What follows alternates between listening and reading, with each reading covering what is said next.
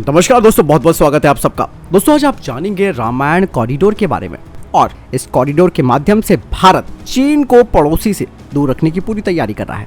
तो चलिए जानते हैं इस प्रोजेक्ट के बारे में, ये है क्या। दरअसल भारत और नेपाल के रिश्ते पिछले कुछ सालों में काफी बदले हैं। खास करके अग्निवीर स्कीम के बाद तो एक बड़ा परिवर्तन देखने को मिल रहा है। नेपाल ने 200 साल पुरानी परंपरा को तोड़कर गोरखा सैनिकों की भर्ती को रोक दिया। लेकिन अभी हाल ही में नेपाल के प्रधानमंत्री पुष्पकमल दहल प्रचंड भारत आए तो उन्होंने भारतीय प्रधानमंत्री के साथ मुलाकात करी, लेकिन गोरखाओं के मसले पर कोई चर्चा नहीं हुई। हालांकि इस दौरान भारत ने रामायण कॉरिडोर को आगे बढ़ाने की ख्वाहिश जताई है। ये दोस्तों एक बहुत बड़ा कदम भारत का होने वाला है, जो कि चीन को नेपाल से दूर करेगा और उसे एक बार फिर से करीब ला सकता है। नेपाल और भारत के बीच कई जगहें धार्मिक हैं, जो कि दोनों देशों के बीच संबंधों का एक बहुत मजबूत आधार है। दोनों ही देश हिंदू धर्म में आस्था रखते हैं। साथ ही साथ दोनों ही देशों का भगवान राम से गहरा नाता है। अब भारत श्री राम के सहारे नेपाल के करीब होने की तैयारी पूरी कर चुका है। भारत की तरह नेपाल में भी भगवान राम वहां की जनता की आस्था का केंद्र बिंदु है।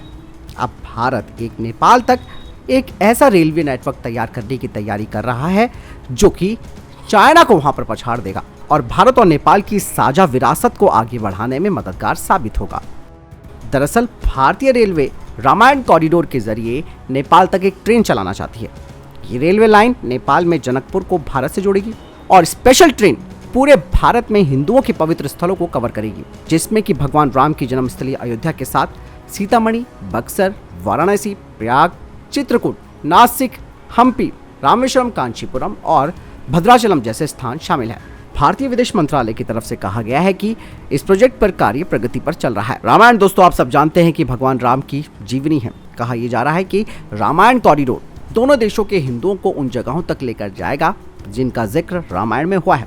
नेपाल तक जाने वाली ये दूसरी रेल होगी, जिसका मकसद दोनों देशों के बीच धार्मिक पर्यटन को सुविधाजनक बनाने के अलावा ऐतिहासिक और आध्यात्मिक संबंधों को और ज्यादा गहरा करना होगा। इससे पहले भारतीय रेलवे ने बोधगया, सारनाथ और लुम्बिनी जो नेपाल में है वहां तक ट्रेन चलाई है।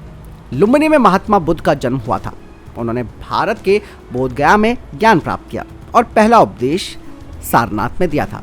रामायण कॉरिडोर की कल्पना दोस्तों अभी नहीं की गई है, बकायदा 2018 में इसका जिक्र किया गया था। उस दौरान भारतीय प्रधानमंत्री जनकपुर गए थे।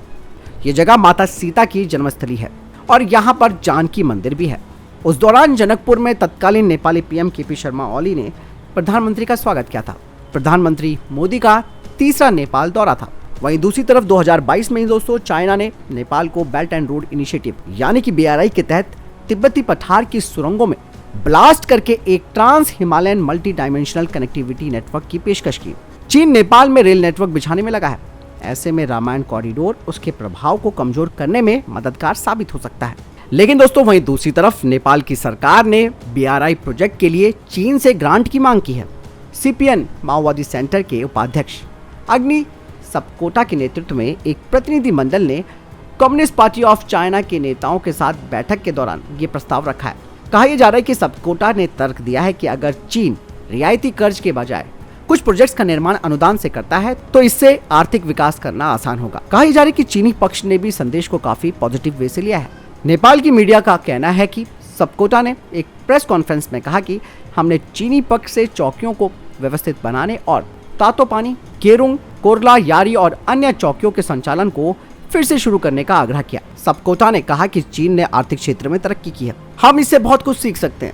हम नेपाल चीन संबंधों को मैत्रीपूर्ण और मजबूत बनाने में अहम भूमिका निभा सकते हैं। एक तरफ दोस्तों भारत रामायण कॉरिडोर नेपाल के साथ शुरू कर रहा है ताकि चीन को नेपाल से दूर रखा जाए, तो वहीं दूसरी तरफ नेपाल BRI प्रोजेक्ट के लिए ग्रांट ले रहा है। तो यहाँ पर नेपाल बिल्कुल एक बैलेंस बनाने की स्थिति में चल रहा है, वो भी ऐसा बैलेंस जो कि उस पर भारी पड़ेगा। भारत भी यहाँ पर बहुत कुछ समझता है और भारत अपना पत्ता एक अलग एंगल से डाल रहा है, जो कि न केवल राजनीतिक है बल्कि धार्मिक आस्था से जुड़ा हुआ है। और अगर नेपाल में बुद्धिजीवी वर्ग बैठता है तो उसको इस बात पे विचार करना चाहिए कि कौन उसके साथ खड़ा है और कौन उसका फायदा उठाने वाला है।